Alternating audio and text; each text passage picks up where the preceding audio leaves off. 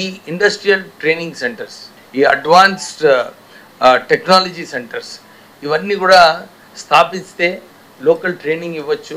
వాళ్ళకి ట్రైనింగ్ ఇచ్చినప్పుడు వారు మంచి స్కిల్డ్ నేర్చుకున్న తర్వాత ఎంప్లాయబిలిటీ పెరుగుతుంది.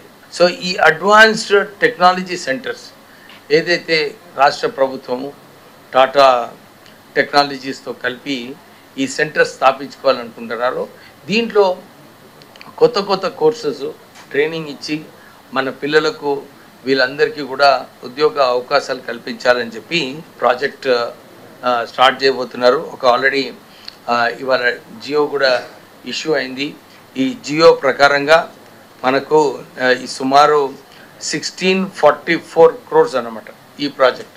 దీంట్లో 45 అడ్వాన్స్డ్ టెక్నాలజీ సెంటర్స్ ఆ లిస్ట్ కూడా ప్రిపేర్ అయింది.